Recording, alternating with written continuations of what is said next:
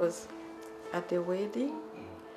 Pognon was taking picture because her sister was there too. And then after few days, the phone rang at my house where I live, and it was Pognon call. And then when I answered the phone, he said, "My name is Wilder." And then I said, "Wilder? I have my brother named Wilner." And then he said, "No, Wilder. You remember me? I was taking picture at the wedding and that and that. And then I'm trying to remember." He want to come to my house, he get the address, come to my house. We start talking and talking. I can see, he loved me, but me, no. I can tell you with the bottom of my heart, it's a no-no. But he's a smart person. He always talk more to my father or dad, when he come to my house. "Hi dad, hi dad." And then myself, I'm saying, but why he's calling him dad like that, He never discouraged. Always come, go and come back. Sometimes when I go out, go shopping, and I see his car from all over in Jersey and come and stay by the building with he used to have a station wagon, and he sit down there waiting to see where me and Mimi come in, my cousin, where we gonna come in from. When I came, I said, "Him again?" I said, "Oh no, not again." So he will find out where I go to school and come and pick me up and take me home. We talk. We're talking. When you're talking with somebody, that person make you, love him more. So after we love for a while, now we want to fiancé together. So he took me to his family, always go to New Jersey and come back. His family took me like a sister. They love me so much, the mother and the father, like a family. I see in him, he's a very nice person too. So there is a day, now even though I didn't have my mom here, my stepmother always said, "Man, Wilder, he's a nice person because the way he is, he don't come here to just use you." But him, look how he come. He come and talk to us, and this is the person you really need in your life. We talk, and he took me out. We go shopping together. He talked to me. This is, for me, is the first person who treat me so good in my life. Always treat me good. And we got married, and we have 4 children. And Papi always there for me. He did 2 jobs that time. He was on his feet. I remember that. He was working in Jersey. And I remember he was working in Brooklyn. Papi helped a lot. And after a while, he got sick in his leg. He had like a 3 operation in his leg. There is a time he even was wearing a cane. He was limping. And myself, I always go to work. There is a time Papi could not go back to work. But we always hang in there strongly. Yeah, so we grew up in Brooklyn back in the 80s. That time was a real challenging time for my parents. They were pretty much trying to do whatever they could to survive, trying to get out of Brooklyn, trying to progress with their lives. They're immigrants from Haiti, so they were trying to do whatever it took to pretty much make their lives and the future of their children's lives better. And so they did whatever they had to do. My mom worked many different jobs, my father as well. They didn't want us on the street. They didn't want us following other people that were doing bad things. And they just didn't want us around that type of stuff. So they just kept working hard. I mean, it was already hard enough. But, as sometimes we had maimuna every day.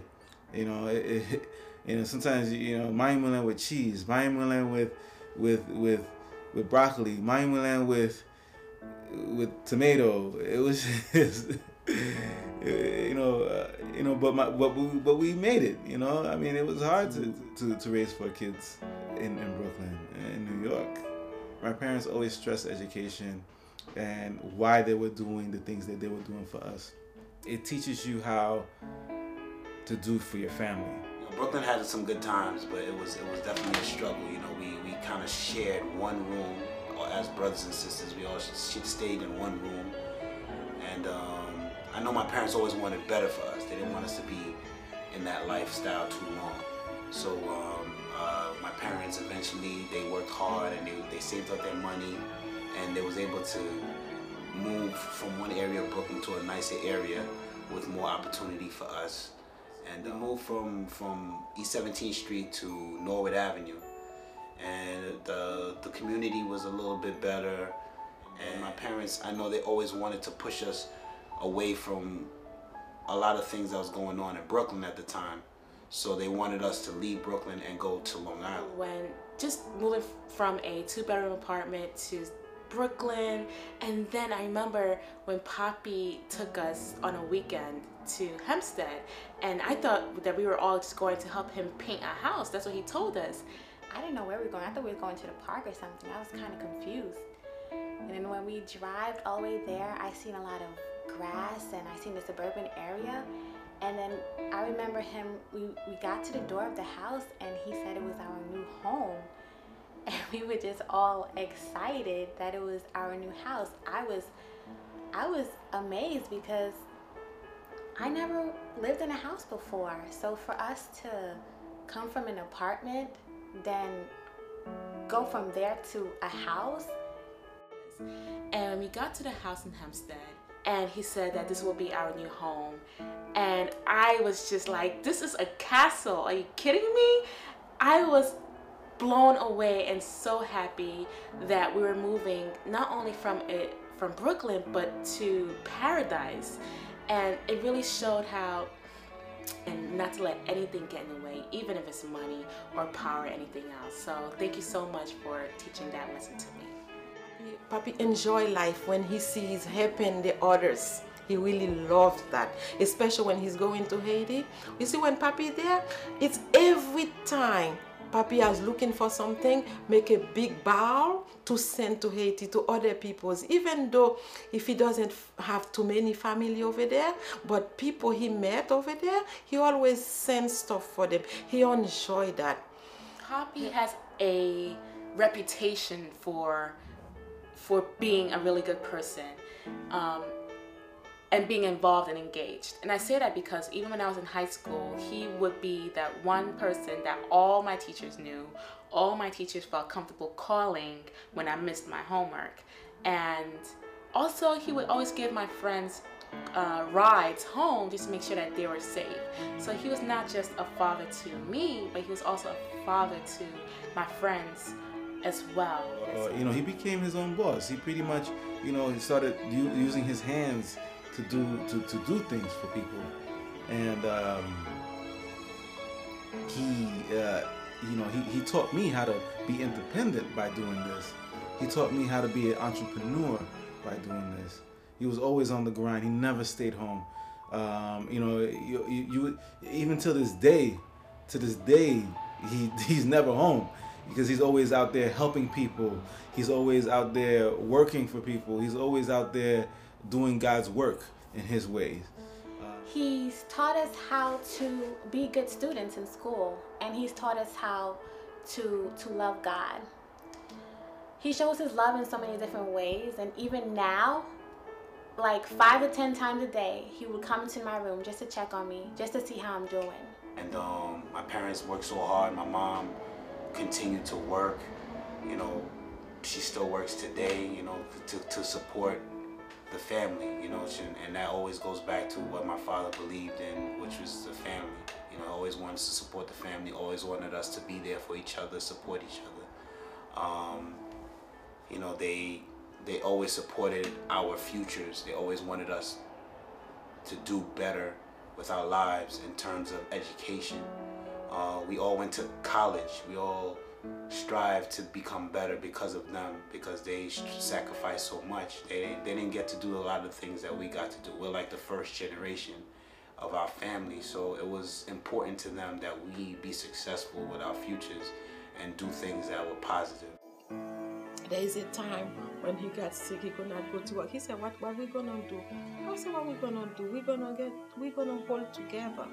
Whatever we have, we're gonna try to do whatever we have together. If we have a penny, we're gonna try, we use 3/4, the 1/4 to save it.